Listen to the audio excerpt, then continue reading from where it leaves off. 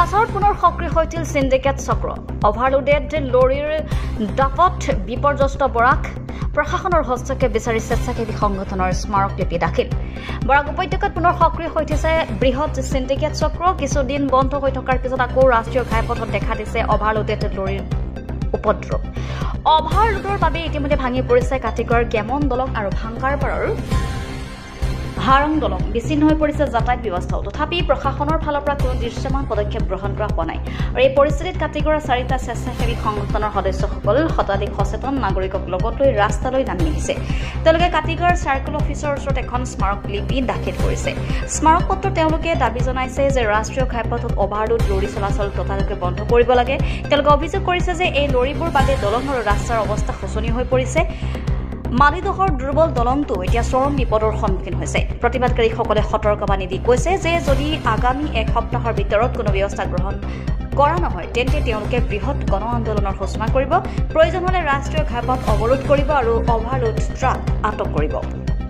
News desk ৰিপোর্ট, অৰুণোদয় অসম।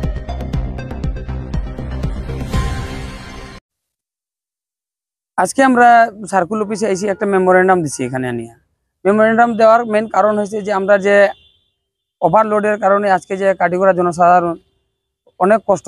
আমরা হঠাৎ এখন যে আমরা একটা পেশেন্ট নিয়ে যে শিলচর মেডিকেলে যাইব বা একটা ডেলিভারি পেশেন্ট নেওয়া যাওয়ার মতো কোনো রাস্তা নাই।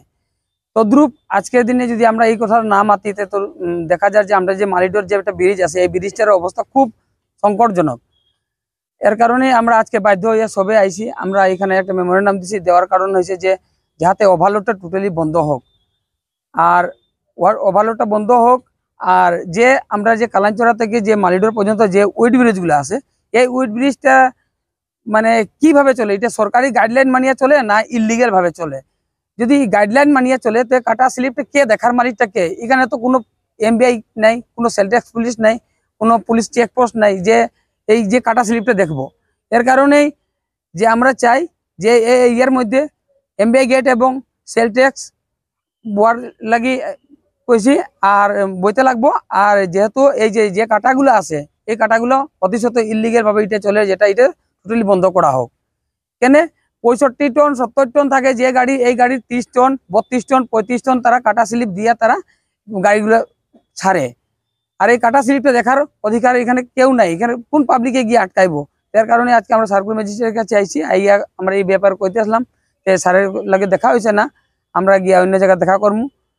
যাহাতে আগামী আমরা এক সপ্তাহের ভিতরে যাহাতে এই আন্ডারলোড ওভারলোডটা বন্ধ হোক, আর এমবিআই গেটটা বোক, সেল ট্যাক্স বোক, আর দুর্নীতি মুক্ত হোক, আর সেন্টিগেট টোটালি বন্ধ হোক। সেন্টিগেট কে বা কাহারা চালার আমরা সবে জানি। আমরা কয়েকটা সংস্থা এখানে আইয়া মিলিয়ে আমরা এই ব্যাপারে আজকে জড়িত হইয়া আজকে আমরা সার্কুল অফিসে যে কইছি যে যাহাতে এই এরিয়ার থেকে দুর্নীতি মুক্ত হোক। তো আমরা আজকে এখানে এসেছিলাম আমাদের কাঠিগড়া সার্কেলে। তো সার্কেল অফিসার আজকে নেই, উনি চলে গেছেন ব্লকে কোনো কারণে। তো আমরা এসেছিলাম, আমাদের যে 2টা ব্রিজ ছিল, একটা গেমেন সেতু বা হারাং ব্রিজ, এই 2টা ব্রিজ ভেঙে গেছে। কারণটা কি? Overload lorry. আজকে আমরা একটা পেশেন্ট নিয়ে যেতে হলে রাস্তা বিকল্প কোনো রাস্তা নেই। এই রাস্তার দিকে যেতে হলে আমাদের অন্য এই রাস্তা একটা খুলে দেওয়া হয়েছে এই দিকে যাতে। এই দিকেও আপনারা যে ওভারলোড আজকে পর্যন্ত আমাদের এখানে প্রমাণ আছে, ভিডিও আছে যে ওভারলোড গাড়ি চলে এইদিকে। এই যে ওভারলোড গাড়ি চলে, এই যে সিন্ডিকেট চলে, কে বা কাহারা চলায়, এইটার কারণে আমরা এসেছি। এই এক সপ্তাহের ভিতরে যদি এইটা মানে কোনো ব্যবস্থা নেওয়া না হয় তাহলে আমরা পাবলিক আমরা এখানে একটা খুব বড় বিশালভাবে এখানে প্রতিবাদে নামবো। এইটা নামার পরে আমাদেরকে কেউ দূষিত করতে পারবে না।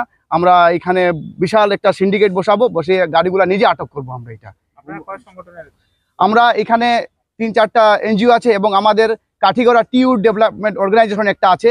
সমস্ত কাঠিগড়ার আমরা যারা যুবক এই বাগানের এইগুলো আমরা এসে এখানে এটা প্রতিবাদ করছি। মানে এখানে একটা মেমোরেন্ডাম দিচ্ছি। মেমোরেন্ডাম আমাদের এটা যদি পদক্ষেপ নেওয়া না হয় আমরা প্রতিবাদে নামবো। এটা গুমরা খালান যে ব্রিজ আছে, এই ব্রিজটি যদি ভাঙি যায় তখন আমরা না যেতে পারি, কোনো মধ্যে না যেতে পারি। আমরা গরিব মানুষ, আমরা কি করবো? 100 টাকার জায়গা 150 টাকা এখন ভাড়া লাগে। আমার কাছে নাই 50 টাকা, আমরা কি লাগান যাইনি অত দূর।